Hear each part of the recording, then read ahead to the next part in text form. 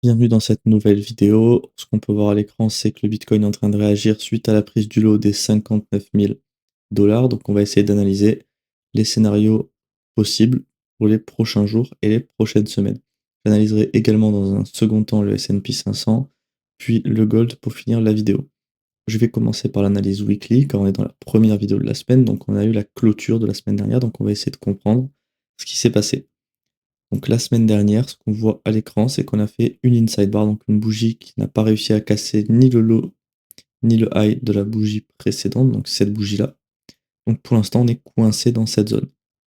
Suite à cette bougie-là, on a créé un deuxième POI à ce niveau-là pour chercher des shorts, parce que je rappelle, l'order flow est toujours baissier, donc même si on a fait une prise de liquidité majeure ici, on ne peut pas encore savoir si elle est pour alimenter un mouvement haussier ou pas, tant qu'on n'a pas eu de choc haussier. Et le point de choc futur actuel est au 82 850. Donc il faudra quand même un peu de marge pour pouvoir potentiellement repasser haussier sur du weekly.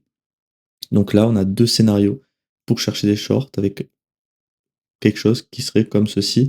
Donc les deux PI sont pas très loin l'un de l'autre. Donc pour moi, ce PY là va être pas très haute probabilité parce qu'il y a des chances qu'on vienne ici pour ensuite revenir dans celui juste ici, comme on est juste imbriqué quelques centaines de dollars au-dessus. Donc il faudra surveiller une fois qu'on arrive dans cette zone.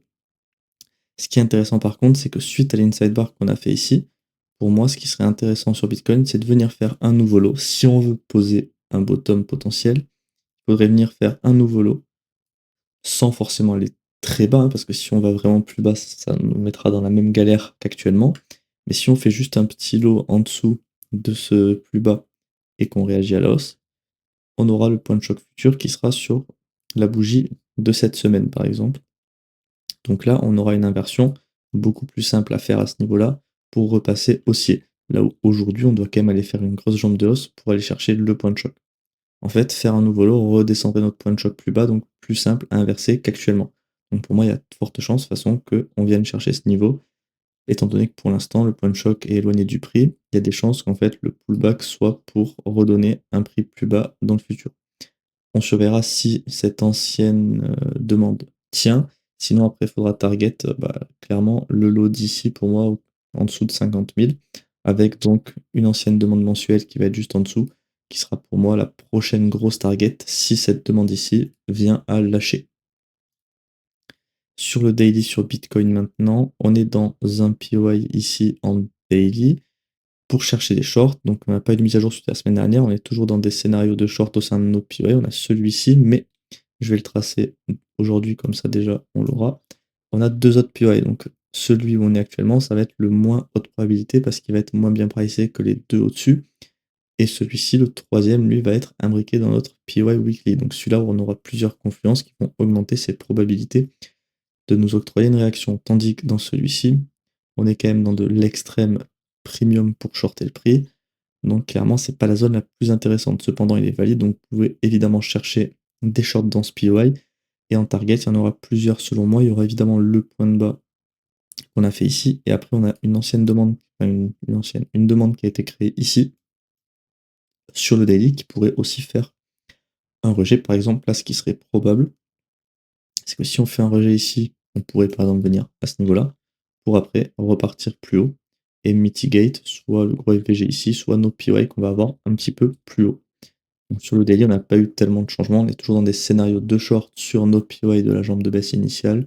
Donc maintenant, il faut patienter que notre plan et nos setups arrivent au sein de ces POI pour chercher des shorts. On va aller voir sur le H4 pour analyser donc ce qui se passe dans notre POI. Donc le H4 c'est pareil, hein, tout est aligné à la baisse. On cherche toujours des shorts. Ah non, pardon, j'ai rien dit. Notre, j'ai pas bien regardé, mais notre structure, pardon, elle est alignée, hein, et baissière. Mais ici, en fait, j'avais pas vu. On n'a pas choqué à la baisse, donc on cherche évidemment des longues. Le point de choc avait été donné ici. C'était dimanche soir suite à la news de la fin de la guerre en Iran. Donc ça nous a fait une belle impulsion haussière. Et là, donc on a eu en plus un POI à ce niveau-là. Donc là, le scénario, il est en train de se réaliser, hein. Si je vous avais tracé donc le scénario, on aurait eu quelque chose comme ça avec donc des longues dans cette zone pour target. Là, j'aurais mis une target plutôt conservatrice qui serait juste le high de cette jambe de hausse, étant donné qu'on est quand même dans un PI baissier. Là, actuellement, pour moi, c'est pas dans tous les cas une zone haute probabilité en fait, parce qu'on va être désaligné avec la structure, désaligné avec du daily, donc il faut être vigilant, mais c'est évidemment tradable étant donné que ce PY est valide. Ce qui serait intéressant pour voir et confirmer une réaction dans ce PY daily, ce serait de voir un choc en H4. Donc il y a deux choses, soit on vient faire un nouveau high et le point de choc va remonter, donc peut-être que ce sera plus intéressant de le retourner à la baisse, et là on aura peut-être d'autres PY en H4 qui nous donneront des setups de short intéressants, mais pour l'instant pour moi c'est pas une zone hyper intéressante, parce que je préfère attendre qu'on ait un choc baissier pour chercher des shorts, ou alors qu'on casse ce PY pour potentiellement chercher des longues, sachant que pour moi la prochaine target, on va avoir soit les FVG qui ont été faits ici, soit ensuite on voit qu'on a un ancien supply à ce niveau-là qui est plus ou moins imbriqué avec notre prochain PY daily. Donc là on pourra avoir une zone de confluence pour faire le prochain stop. En plus avec le chiffre rond des 70 000 $, ça pourrait être intéressant. Donc il faudra surveiller ce qui se passe dans cette zone si on y va, évidemment. On n'est pas obligé d'y aller, mais c'est possible, étant donné que pour l'instant, le swing pullback est toujours en cours tant qu'on n'a pas eu de choc baissier. Tant que le choc est aussi en H4, on est toujours dans notre swing pullback qu'on fait depuis le bottom, donc on peut évidemment chercher des longues. Par contre, comme je répétais ce week-end, ça me rappelle la dernière fois qu'on a fait une grosse baisse aux 80 ou 60 000 $ la dernière fois qu'on y était, c'est qu'en fait la remontée se fait en escalier. Vous voyez qu'on vient jamais chercher les lows. Donc pour moi, ça me confirme ce que je pense, c'est qu'on a de fortes chances d'aller chercher les 59 000 $ avec ce que je vous expliquais sur le weekly en début de vidéo. C'est pour moi ce qui confirme que le bottom n'est pas encore là. En tout cas, on n'a rien pour le confirmer actuellement. Pour confirmer un bottom, pour moi, il faut au minimum aller chercher le choc weekly à 82 000. Donc je pourrais changer d'avis si on vient chercher cette zone. Et pour l'instant, en tout cas, je reste toujours sur un biais baissier, sur un moyen terme. C'est-à-dire que même si on fait de la hausse sur le H4, ça ne veut pas dire qu'on est haussier, qu'on a fait clairement le bottom d'ici. Cette hausse-là a pour but de retravailler et faire un pullback au sein de notre jambe de baisse pour ensuite faire un nouveau BOS, parce que je rappelle que dans une structure baissière, on s'attend à ce que les highs soient maintenus et à ce que les lows soient cassés. Donc voilà pour l'analyse de Bitcoin. Pour les personnes qui veulent se former, je rappelle que j'ai créé un mentorat pour deux types de personnes différentes. C'est si vous voulez investir avec une stratégie vraiment qui est solide sur le long terme, et également pour les personnes qui veulent devenir trader et faire ça de leur activité principale. Donc pour ça, vous allez avoir différentes formules. Vous allez avoir du mensuel, trimestriel ou annuel. Et en quoi ça consiste? Vous allez avoir donc en premier lieu deux formations offertes. Une formation qui va parler plutôt d'outils crypto pour sélectionner, trouver les bonnes cryptos et ensuite appliquer une stratégie sur ces cryptos. Une stratégie qui sera donc d'analyse technique. Le but en fait, c'est d'identifier des bonnes cryptos et ensuite d'appliquer les modèles d'entrée d'analyse technique. Ça, c'est pour de l'investissement. Et après, pour les personnes qui veulent trader, le modèle d'analyse technique, il est évidemment adapté à toutes les time frames, tout type d'actifs. Donc, c'est vraiment pour les personnes qui veulent aussi devenir trader, un modèle qui va être quasiment 100% mécanique. Vous allez avoir très peu d'éléments qui ne seront pas mécaniques. En gros, l'idéal des stratégies mécaniques, c'est d'avoir un setup qui va avoir plein de paramètres prédéfinis pour en fait avoir des probabilités qui sont solides et un trade qui va se ressembler en fait quasiment à chaque fois. L'objectif, c'est que quasiment tous nos trades soient les mêmes et du coup, on peut se construire des stats solides sur le long terme. Et là, en gros, on tourne aux alentours des 75-80% de win rate. Donc, c'est vraiment une méthode indispensable à avoir pour trader. Vous pourrez également avoir des rendez-vous avec moi. Je réponds à toutes vos questions, des briefs privés mensuellement. Et évidemment, c'est quelque chose de one-to-one. Donc, je vous accompagne tout au long en fait du cursus pour répondre à toutes vos questions. Et si vous n'avez pas compris quelque chose, je vous réexpliquerai tout pour vraiment que vous compreniez et que vous sachiez faire exactement ce que je fais moi sur les marchés. Je vais continuer avec l'analyse du S&P. Alors, on a eu les mises à jour des contrats du CME, donc on va juste réajuster tous nos éléments de structure. Le BOS, il avait été fait ici. Donc sur le weekly, là, cette semaine, on a confirmé donc le choc baissier que je vous parlais. La semaine dernière, on n'était pas loin de venir le chercher. On a fait un choc baissier. Par contre, quand je vois la clôture, ça ressemble plus à un choc qui nous fait un graphe de liquidité dans une ancienne demande ici pour alimenter potentiellement un mouvement haussier. Donc ça, c'est pas non plus un scénario ultra baissier que je vois ici. J'irai pas non plus chercher des longues étant donné que le choc est baissier, mais ça veut pas dire que je vais chercher des shorts parce que ce que je vois actuellement, c'est pas exceptionnel. Par contre, on a eu la création d'un POI en weekly ici. Donc clairement, on peut chercher des shorts dans ce POI, mais il faut quand même être vigilant avec ce que je vous ai dit juste avant par rapport à ce qu'on a fait ici. Maintenant, je vais aller voir après sur le daily pour voir si on a déjà eu un choc baissier ou pas pour confirmer une réaction en SPY, mais en tout cas, de ce que je vois déjà sur le weekly, on n'est pas sur un PY qui va vraiment être intéressant. Je vois pas grand chose d'autre façon à dire, donc on va directement aller sans plus attendre sur le daily. Alors, pareil, je vais juste réajuster nos éléments de structure. Voilà. Alors, sur le daily, bah là, vous voyez que clairement, on n'a pas du tout eu de choc baissier. On a eu un choc aussi avec un gap. Donc, clairement, là, on a des scénarios de longue plutôt intéressants au sein de ce POI ici. En plus, on a eu un gros graphe de liquidité ici qui avait été fait pour en fait faciliter le choc futur, enfin, le choc à ce niveau-là. Donc, clairement, actuellement, sur du daily, on est dans des scénarios de long.